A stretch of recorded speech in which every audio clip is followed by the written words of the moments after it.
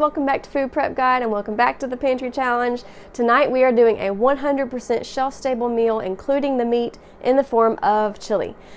It'll be your traditional type of chili.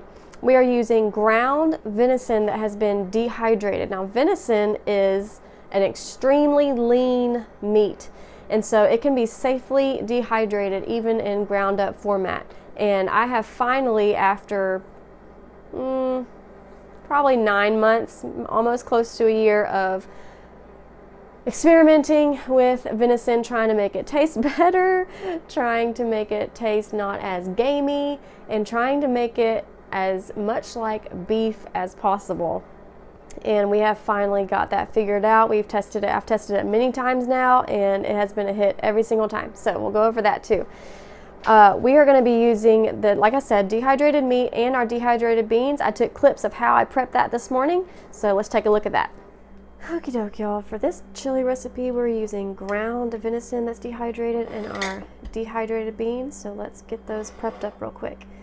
Venison has a gamey taste, of course, and to cut that, I like to rehydrate it in beef broth. So I'm going to put a teaspoon of beef broth in this empty quart jar.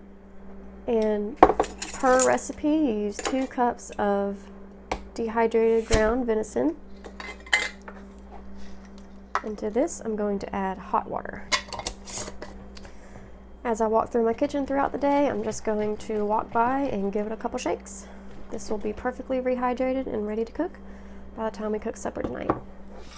And for beans, we only stock pinto beans, navy beans, and northern beans. So for chili recipes, we swap out pinto for, or the kidney for pinto, and the chili beans for little navy beans. We just do that for simplicity's sake, budget sake, and space saving sake. Actually, you know what? I need 1 cup of each, so I'm just going to go ahead and pour this whole thing in. It's okay if it's a little bit more. And 1 cup of navy beans, dehydrated. Now, why in the world would I use dehydrated beans? Aren't beans already dried? They are dried in the store, but they take forever and a day to cook, and I don't have that much time. So you can cook them fully, dehydrate them, and then they turn into just add water beans. Well, why don't you just buy the canned beans at the store? Because buying in bulk, buying dried beans in bulk by 50-pound bags is dirt cheap. So much cheaper. A can of beans at the store, I mean, who knows what they are now?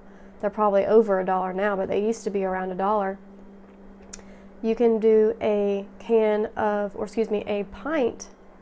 of dried beans, which is bigger than the can at the store, for like 20 cents a can. It's just ridiculously cheap.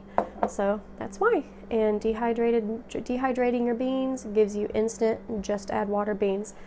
I don't have to do anything throughout the day with this. I'm just going to set it there, and it will be rehydrated and ready to cook later on. Okay, so now here we are. We are going to drain our ground venison.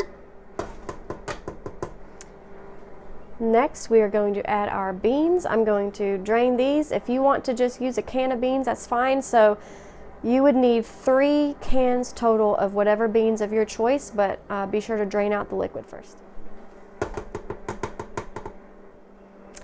Y'all, my battery died right after I poured those beans in, and I didn't realize it, and I just kept going. So after the beans, I added 2 tablespoons of taco seasoning, about a 1/4 cup of chopped dehydrated onions, and about a 1/4 cup of chopped dehydrated red and green bell peppers. Next, we're going to do 1 cup of chicken broth.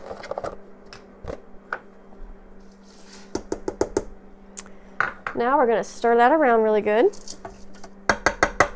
Next is our tomato products, and we are not going to stir these in. We want these to just sit right on top of the meat mixture. So first is a can of crushed tomatoes. This is a 28-ounce can. 1 can of diced tomatoes, and that is it. We are not going to stir that in. Just leave it sitting right on top. We're going to lock our lid, and we're going to pressure cook for 12 minutes. We are done. I forgot to mention, do a natural release for at least 10 minutes.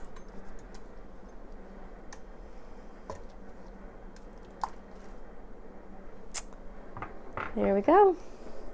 Really, really fast chili in your Instant Pot, 100% shelf stable. Hope y'all enjoy. Bye.